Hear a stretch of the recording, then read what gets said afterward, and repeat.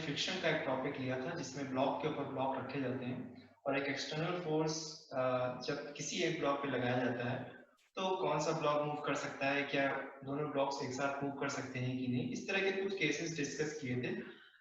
ये वाला वीडियो मैंने सिर्फ एक एग्जांपल रिप्रेजेंट करने के लिए बनाया है। उस एग्जांपल में हमने एक ही केस लिया है, मतलब कि वो एक क्वेश्चन है जो पुराने जेई के पेपर से मैंने लिया हुआ है। उसमें हम ये समझने की कोशिश करेंगे कि इस तरह के क्वेश्चन कैसे किए जाते हैं। तो चलिए हम ये वीडियो देखते हैं कि एग्जांपल यानी कि पुराने जेई के पेपर से लिया हुआ क्वेश्चन और उसी कॉन्सेप्ट को अप्लाई करेंगे जो हमने अपने पिछले वीडियो में समझा था। तो चलिए इस वीडियो को देखते हैं। ये क्वेश्चन मैंने फ्रिक्शन के टॉपिक का, जो ब्लॉक के ऊपर ब्लॉक रखे जाते हैं, ये क्वेश्चन मैंने लिया है पुराने जेई के क्वेश्चन पेपर से और इसमें वही केस रिप्रेजेंट किया हुआ है, यानी कि ए ब्लॉक को ब्लॉक बी के ऊपर रखा हुआ है और एक्सटर्नल फोर्स लगा रहे हैं ब्लॉक बी के ऊपर। उस केस में क्वेश्चन पूछ रहे हैं कि ए और बी के बीच में फ्रिक्शन की वैल्यू कितनी है। तो चलिए पहले हम सिस्टम को बना लेते हैं जल्दी से। सिस्टम बनाते हैं, ब्लॉक बी, इसके ऊपर ब्लॉक ए, इसकी वैल्यूज लिख लेते हैं यहाँ पे। ये ब्लॉक ए, ये ब्लॉक बी। ब्लॉक ए है 2 kg, ब्लॉक बी है 8 kg। फ्रिक्शन की वैल्यूज भी लिख लेते हैं। ए और बी के बीच में फ्रिक्शन की वैल्यू लिख लेते हैं μ1 इज इक्वल टू 0.2 और ब्लॉक बी और फ्लोर के बीच में μ2 is equal to 0.5। External force 25 newton लगाया है, horizontal external force block B के ऊपर इस तरीके से 25 न्यूटन और ये फ्लोर जिसपे रखा हुआ है ब्लॉक बी। इस तरह के क्वेश्चन को करने के लिए, सबसे जल्दी करने के लिए सबसे पहले हमको क्या करना चाहिए, ये चेक कर लेना चाहिए तुरंत क्या ब्लॉक बी मूव कर सकता है कि नहीं।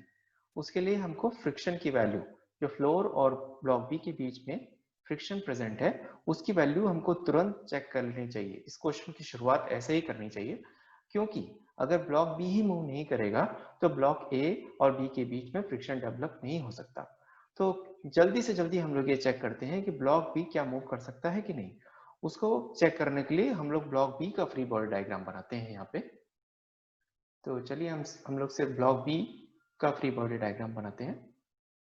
इस पे कौन कौन से फोर्सेस लग रहे हैं, क्योंकि ए ब्लॉक इसके ऊपर रखा हुआ है जो कि 2 kg का है और ब्लॉक बी का अपना वेट मास 8 kg है, तो दोनों को मिला के हम लिखते हैं यहाँ पे 2 + 8 kg और यह हम लिख सकते हैं ma + mb, दोनों का मास इंटू जी।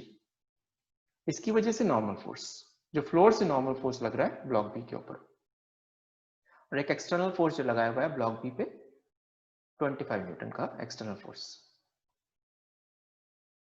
अब हमको चेक करना है यहाँ पर फ्लोर से जो फ्रिक्शन की मैक्सिमम वैल्यू है वो कितनी है।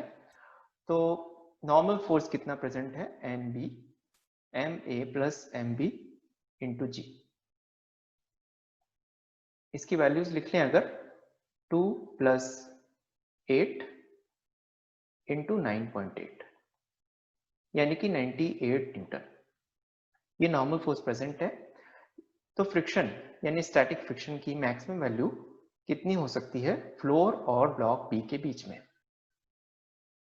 फॉर्मूला है μ2 इंटू नॉर्मल फोर्स nb, यानी कि 0.5 इंटू 98। इसका मतलब इसकी वैल्यू हो गई 49 न्यूटन। अब फ्रिक्शन यानी कि फ्रिक्शन की स्टैटिक फ्रिक्शन की मैक्सिमम वैल्यू बहुत ज्यादा है एक्सटर्नल फोर्स से। एक्सटर्नल फोर्स सिर्फ 25 न्यूटन है और ये 49 न्यूटन है, इसका मतलब ब्लॉक बी तो चल ही नहीं सकता। तो फ्रिक्शन की इस समय पे जो वैल्यू प्रेजेंट होगी वो सिर्फ 25 न्यूटन होगी प्रेजेंट, 49 न्यूटन नहीं प्रेजेंट होगी, जो फ्लोर और ब्लॉक बी के बीच में है।